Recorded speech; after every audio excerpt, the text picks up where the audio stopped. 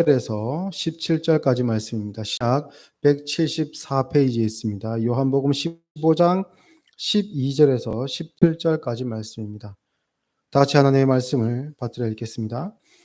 내 계명은 곧 내가 너희를 사랑한 것 같이 너희도 서로 사랑하라 하는 이것이니라. 사람이 친구를 위하여 자기 목숨을 버리면 이보다 더 큰 사랑이 없나니 너희는 내가 명하는 대로 행하면 곧 나의 친구라. 이제부터는 너희를 종이라 하지 아니하리니 종은 주인이 하는 것을 알지 못함이라. 너희를 친구라 하였노니 내가 내 아버지께 들은 것을 다 너희에게 알게 하였음이라. 너희가 나를 택한 것이 아니요 내가 너희를 택하여 세웠나니 이는 너희로 가서 열매를 맺게 하고 또 너희 열매가 항상 있게 하여 내 이름으로 아버지께 무엇을 구하든지 다 받게 하려 함이라. 내가 이것을 너희에게 명함은 너희로 서로 사랑하게 하려 함이라. 아멘. 요한복음 13장에서 17장까지 다소 좀 긴 내용인데요. 13장부터 17장까지의 내용은 예수님께서 잡히시기 전날 밤에 제자들과 함께 하신 중에 있었던 일, 그 대화와 가르침의 내용을 기록해 놓은 부분입니다. 그 중에 15장이 있고, 그리고 15장 앞뒤로 해서 예수님께서 거듭해서 말씀하시는 것이 새 계명을 주시겠다라는 말씀을 하시는데, 그것이 바로 사랑이다라는 것이 본문의 내용의 핵심입니다. 원래 이스라엘 백성들에게는 계명이 있었습니다. 십계명이 있었죠. 율법이 있었습니다. 그런데 예수님께서 새 계명을 주시겠다라고 하시면서 사랑이라는 말씀을 하셨는데, 그러면 계명에 많은 계명이 있었고 거기다가 새로운 계명인 사랑을 더하는 것인가? 내가 이전에 이런 계명 저런 계명 다 지켰었는데 그러면 사랑이라는 계명도 또 지켜야 되는 것인가라고 생각할 수 있지만, 사실 예수님의 이 말씀은 하나님이 말씀하신 너희에게 주신 계명이 곧 사랑이다라는 것으로 연결시킬 수 있습니다. 그래서 우리가 율법을 이야기할 때 크게 두 부분으로 나누면, 물론 그것을 구분 짓는 것 자체가 무리가 있겠지만 쉽게 이해를 돕기 위해서 표현하자면, 첫 번째는 계명이 하나님 사랑이고 두 번째는 이웃 사랑이라고 이렇게 표현을 합니다. 하나님 사랑과 이웃 사랑이 마치 두 가지가 있는 것처럼 느껴지지만 사실은 그렇지 않습니다. 하나님 사랑은 곧 이웃 사랑으로 열매 맺게 되어 있습니다. 하나님께 우리가 사랑을 받지요. 하나님께 받은 그 사랑에 대한 표현, 화답을 우리는 이웃을 향해 하는 겁니다. 보통 우리가 하나님께 받은 그 사랑과 은혜를 하나님께 갚는다고 하여서 종교적인 형태로 하나님께 갚을 수 있다라고 생각하지만, 하나님은 그러한 것들로, 그러한 종교적인 행위로 우리의 사랑을 되받으려고 하지 않으십니다. 그것을 비처럼 생각하고 받으시는 분이 아닙니다. 우리가 하나님의 그 사랑을 받았으면 그 사랑을 세상으로 흘려보내고, 또한 함께 믿는 자인 믿음의 형제 자매들이 그 사랑을 나누기를 하나님은 원하십니다. 그렇게 하는 것을 우리가 이제 하나님을 사랑하는 것으로 이렇게 표현할 수 있거든요.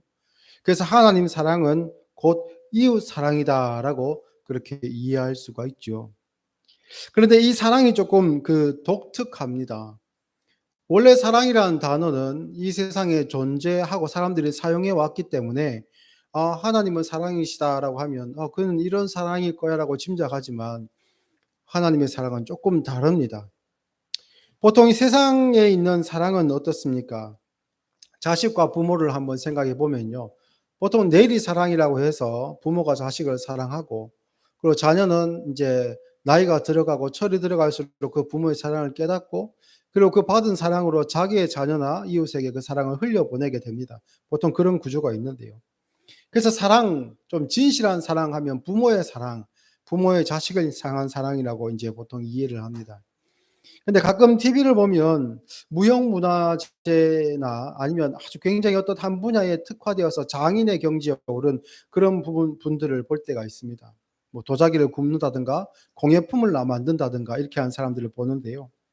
이분들이 처음에 이제 시작할 때는 그 솜씨가 얼마나 대단한가, 그 작품이 얼마나 뛰어난가를 방송은 보여주지만, 말미러 가면 결론은 항상 이렇게 납니다. 이을 사람이 거의 없다. 후계자가 잘 없다. 또는 이 힘든 일을 그다음 후계자로 1 순위로 인제 지목할 수 있는 자녀에게 물려주기 힘들다. 또는 자녀는 이 고생을 안 했으면 좋겠다. 이 길이 너무 힘드니까 너무 고통스럽고 힘들고 이게 수고하는 만큼의 보상, 사회적인 보상이 내게 없기 때문에 이것이 훌륭하고 의미 있는 일이랄지라도 '내가 사랑하는 자녀에게는 이 일을 물려주고 싶지 않다.'라는 그런 내용들이 많이 이제 나옵니다. 얼마 전에 인터뷰를 하나 보게 되었는데요. 우리나라 사람이라면 다 알고 있는 김연아 선수의 인터뷰였습니다. 예능 인터뷰였는데 그 사회자가 묻습니다. "혹시 자녀를 낳으면 자녀에게 피겨 스케이팅을 시킬 생각이 있는가?" 단칼에 자르더라고요. "없다." 없다고. 아니 그러니까 본인이 하고 싶어 할 수도 있지 않느냐. 엄마가 했던 그 업적이나 모습을 보고 자기도 재능이 있다고 발견하고 싶어 할 수 있지 않느냐. 그럴 때는 어떻게 할 거냐. "안 시킬 거다." 왜 그러냐. "내가 했기 때문에 안 시킬 거다." 무조건 막을 거라고 그렇게 이야기하더라고요. 그렇게 인제 이야기하는 것이 물론 지금은 김연아 전 선수에게 자녀는 없지만 아마 부모가 자녀를 생각할 때 생각하는 그 사랑이라는 것이 현실에 존재하는 사랑이라는 것이 아마 그러한 형태인 것 같습니다. 그런데 하나님의 사랑은 어떻습니까? 예수님을 통해 우리에게 나타난 하나님의 사랑은 어떻습니까? 예수님은 이 세상 어떠한 존재보다 우리의 부모님보다 나의 가족보다 심지어는 나 자신보다 예수님은 나를 더 사랑하시는 분인데 그 예수님께서는 우리에게 그 사랑으로 다가오셔서 하신다는 말씀이 "내가 간 십자가의 길로 너도 가자."라고 하시거든요. 보통 사람의 삶에서 고달픈 인생이 있었으면 자녀는 그러한 삶을 안 살기를 바랍니다. 그래서 옛날에 부모님들은 농촌에서 고생해서 농사 지으면서도 길을 쓰고 자녀들을 공부시켜 가지고 대학을 보내고 싶어 하셨고 그 농업에 종사한 일을 뭐 안 했으면 좋겠다. 조금 편하고 덜 힘든 일을 했으면 좋겠다라는 그런 생각들을 많이 하셨는데 예수님은 그렇게 사랑하고 자기 목숨보다 더 우리를 사랑하셨는데 우리에게 그 십자가의 길을 같이 가자 하시니까 이 사랑은 세상에 있는 사랑과는 좀 다른 사랑이다라고 우리가 짐작해 볼 수 있지요. 요한복음 13 장부터 이 사랑이라는 계명은 계속해서 등장합니다. 34 절에는 같은 내용으로 이렇게 말씀하시는데요. "새 계명을 너희에게 주노니 서로 사랑하라. 내가 너희를 사랑한 것 같이 너희도 서로 사랑하라."라고 말씀을 하십니다. 여기서 사랑을 계명이라고 말씀을 하셨는데요. 이스라엘에게 있어서 율법과 계명이라는 것은 절대적인 의미입니다. 신앙의 유일한 가치이고 구원의 온전한 내용이 바로 계명이지요. 그런데 예수님께서 사랑을 이야기하시면서 그것이 계명이다. 구원의 내용이다라고 말씀을 하고 계십니다. 예수님께서 복음서의 다른 말씀들도 중요하다고 말씀하셨지만 특별히 이 마지막 날 밤에 제자들에게 이 사랑의 계명을 거듭해서 말씀하신 그 이유는 분명히 있을 것입니다.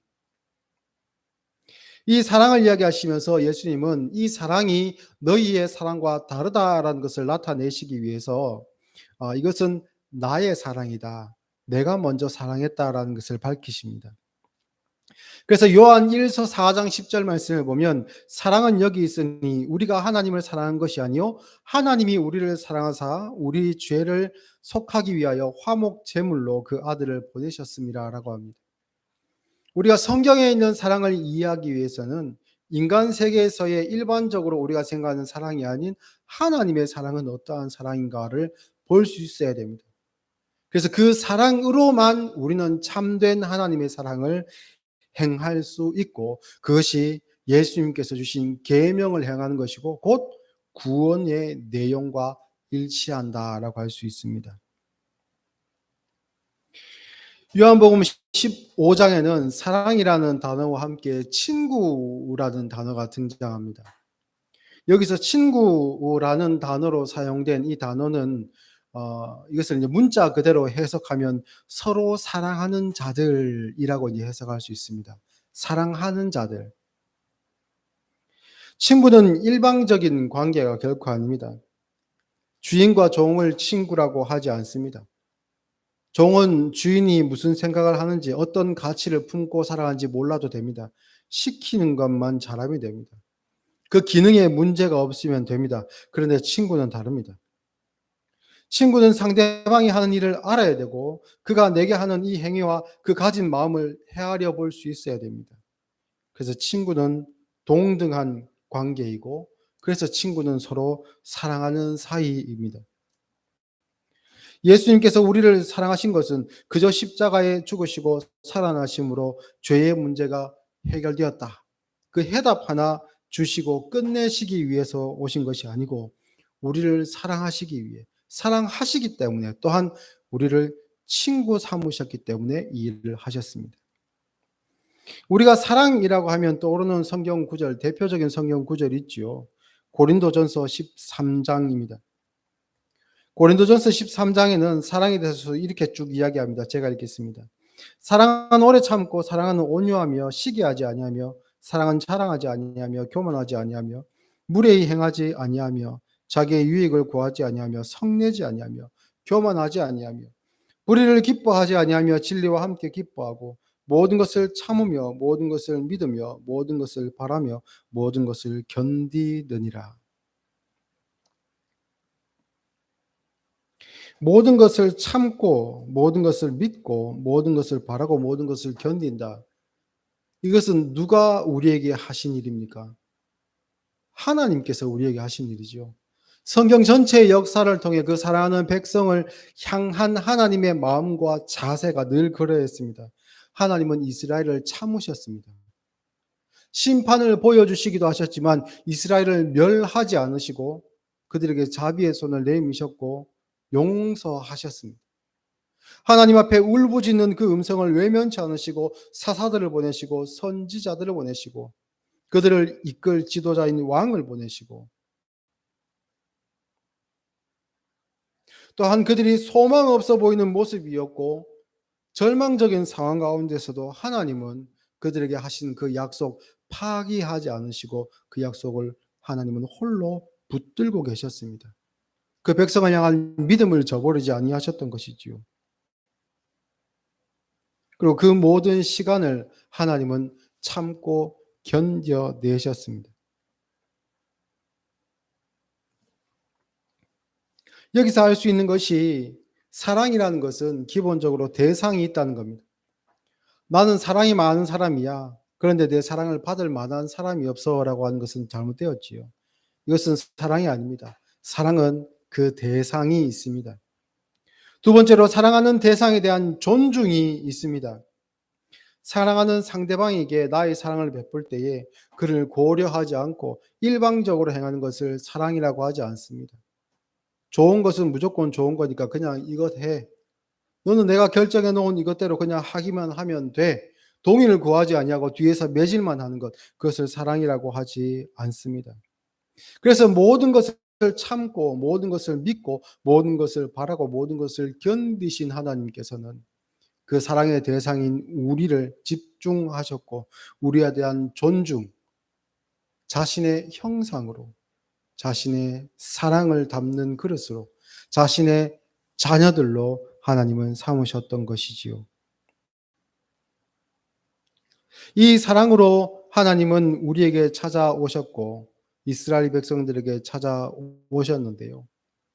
그만 읽은 말씀 중에 모든 것을 참으며 모든 것을 믿으며 모든 것을 바라며 모든 것을 견딘다라고 했을 때 이 견딘다라는 단어가 가진 의미가 참 의미심장합니다. 이 견딘다라는 말을 단어 그대로 직역하면 아래에 머물다라는 뜻인데요. 이 아래라는 깊은 곳 또는 아래라는 단어는 굉장히 부정적인 단어로서 그 고통 이라는 단어와 이렇게 같이 쓰였습니다. 그래서 하나님의 이 사랑, 그 모습 중에 견딘다라는 것은 하나님 스스로 그 고통 중에 거하시는 것을 견뎌내시고 참으셨다라는 그런 의미로 해석할 수 있습니다. 그런데 이 스스로 감수하는 이 고통의 사랑을 하나님은 먼저 감수하셨습니다. 먼저 감당하셨습니다. 예수님도 그렇게 말씀하셨죠. 그러니까 그리스도께서 우리를 친구로 대접하셔서 자신의 자리로 초대하시는 것이 예수님의 사랑의 방식이었습니다. 이것을 이해하기 위해서는 우리가 본능적으로 한순간 그 순간 처한 상황에 대한 반응으로 우리는 이 사랑을 이해하기는 힘듭니다. 쉬운 예로 들자면요. 조금 이 사랑이 어떤 것인지 조금 쉬운 예로 들자면 사도행전 16장에 가보면 바울과 신라에 대한 이야기가 나옵니다. 바울과 신라가 빌립보에서 귀신 들린 여종, 점치는 여종을 주었다가 그 주인들의 그 무고로 인해서 감옥에 갇힌 사건이 있었죠. 매 맞고 감옥에 갇혔습니다. 그때 이 일을 통해서 바울과 신라는 실망하지 않고 오히려 하나님 앞에 감사의 찬송을 드리고 경배하는 그런 모습이 있었죠. 감옥문이 활짝 잠겨 있던 감옥문이 활짝 열려버리고 그리고 죄수의 발에 차여 있던 착고들도 다 풀리게 됩니다. 그 사건을 통해서 간수들이 복음을 받아들이고 빌립보 교회가 이제 시작이 되는데요. 그런데 바울과 실라가 잘못한 것이 없음에도 불구하고 이런 고난을 받을 때에 우리가 이런 고난을 받음에도 불구하고 감사의 제목이 없음에도 불구하고 하나님 앞에 감사하면 감사할 일이 더 생길 거야라고 해서 찬양을 했을까요? 아닙니다. 그것은 잘못된 신앙관입니다.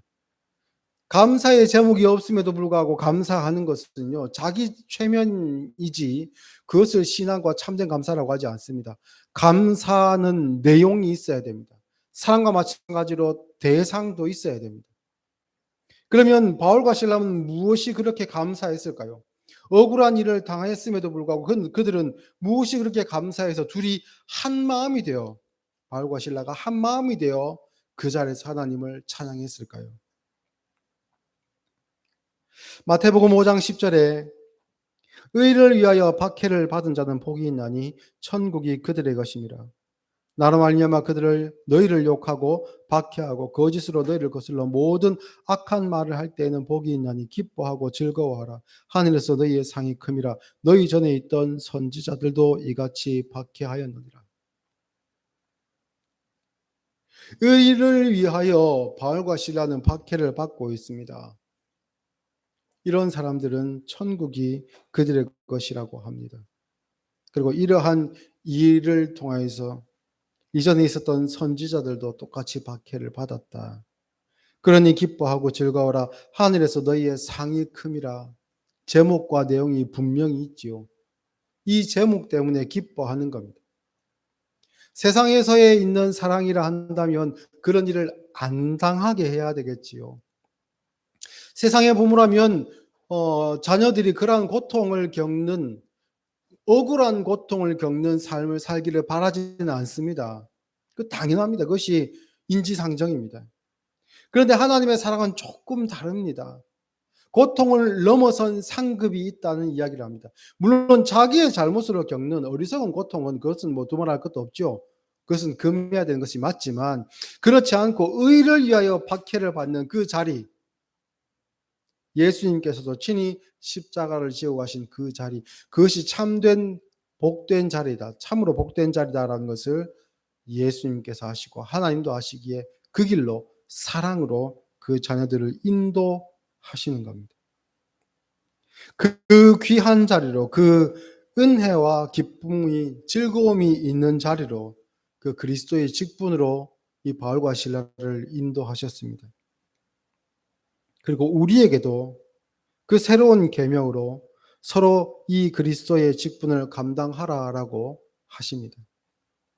바울은 옆에 함께 갇혀 있었던 실라가 있음으로 인해서 마음에 큰 위로가 되었을 것입니다. 실라 또한 함께 하고 있는 바울 선생이 있었기 때문에 그 마음에 얼마나 큰 위안과 의지가 되었겠습니까? 믿음이 흔들리고 시험이 든 형제를 그냥 두지 않고 찾아가서 신방하고 격려하고 말씀으로 위로하는 것.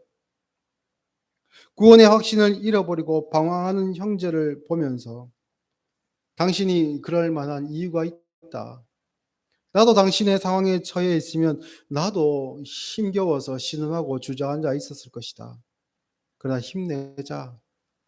우리 앞서 우리의 길을 간 선지자들도 고통 가운데 있었고 모세도 또한 엘리야도 많은 선지자들도 그리고 예수님도 하나님 앞에 고통에 겨워 기도하셨다. 우리 함께 기도하자. 나도 기도해 주겠다. 그렇게 하는 것이 형제 간에 서로 사랑하는 것이지요. 만약에 힘겨워하는 성도들을 보고 또한 주위에 있는 이웃들을 보면서 당신은 왜 그 정도밖에 되지 않느냐? 너는 왜 그 자리에 머물러 있느냐? 지금까지 배워왔고 당신이 또한 말하고 다른 사람에게 이야기했던 가치는 그것밖에 되지 않느냐라고 책망한다면 그것은 야고보서 2장 16절에 있는 말씀처럼 너희 중에 누구든지 그에게 이르되 평안히 가라 덥게 하라 배부르게 하라 하며 그 몸에 쓸 것을 주지 아니하면 무슨 유익이 있으리요. 이 말과 같은 것이죠. 정답을 이야기하는 것 같지만 아무 소용이 없다는 이야기입니다. 우리가 15장을 읽었는데요. 요한복음 13장으로 앞으로 조금만 넘어가서 한번 보겠습니다. 13장 13장 12절 말씀부터 보시면요.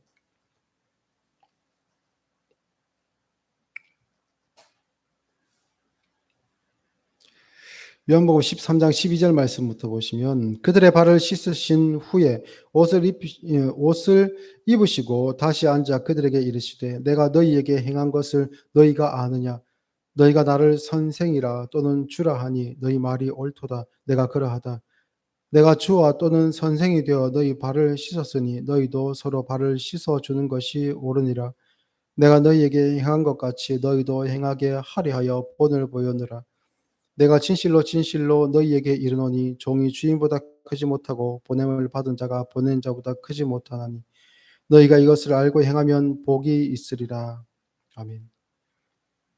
예수님께서 같은 장소에 있었던 이야기입니다. 15장과 제자들의 발을 씻겨 주셨습니다.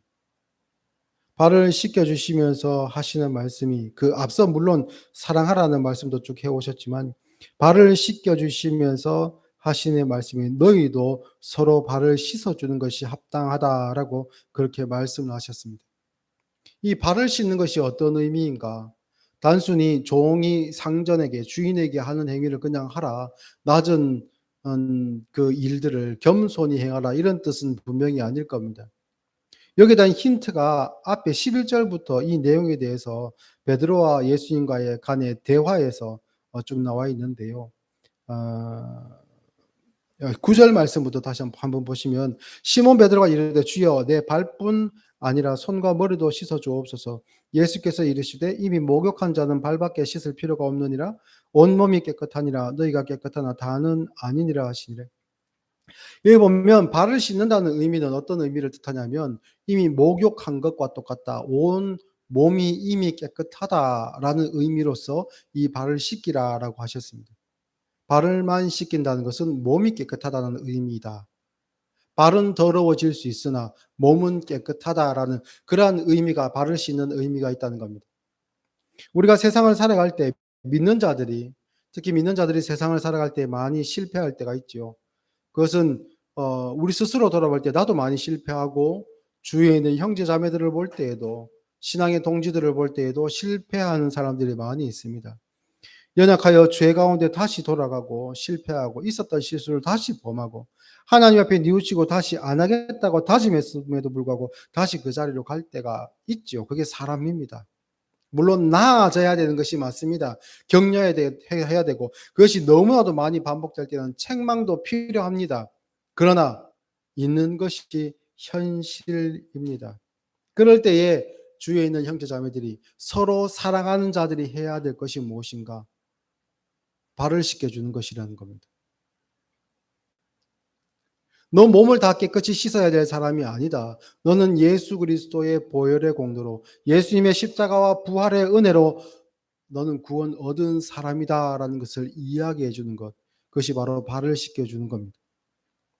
이것은 우리가 1 년에 2번 행하는 성찬과도 같은 의미입니다. 우리가 예수님의 피와 살을 상징하는 그 성찬을 행할 때에 우리가 무엇을 다시 확인합니까? 그 떡이 예수님의 살은 아닙니다. 그 포도주가 예수님의 피가 아닙니다. 단지 그것은 의미하고 상징할 뿐이죠.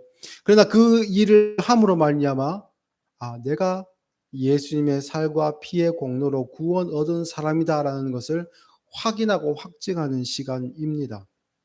그래서 그것은 몸으로 행하는 복음이다라고 표현하기도 하죠. 이 발을 서로 씻긴다라는 것은 그런 의미입니다. 그런 의미를 담은 조금 더 폭넓은 계명이라고 할 수 있지요. 그래서 이 하나님의 사랑, 예수님께서 제자들에게 마지막 날 저녁에 가르치신 서로 사랑하라라고 주신 새 계명은 예수님께서 먼저 그 사랑으로 우리를 구원하셨고 그 사랑을 입은 자들이 하나님께로부터 받은 그 은혜와 사랑으로 인해 서로 섬기는 것. 이 섬기는 것은 어떤 섬김입니까? 발을 씻기는 섬김. 너 구원 얻은 사람이 맞아. 너무 낙심하지 마. 좌절하지 마. 하나님께서 먼저 우리를 사랑하신 것이지 우리가 하나님 앞에 사랑을 보여드려 가지고 그 사랑을 증명해서 우리가 구원 얻은 것이 아니지 않느냐. 먼저 십자가가 있고 우리의 믿음의 고백이 나중에 있었지 않느냐. 힘내라. 격려하는 것. 그것이 바로 예수님께서 제자들에게 말씀하신 주신 계명인 사랑이고 서로 사랑하면 너희가 내 제자인 줄 알리라고 했던 그 예수님의 말씀이 바로 그러한 의미라는 겁니다.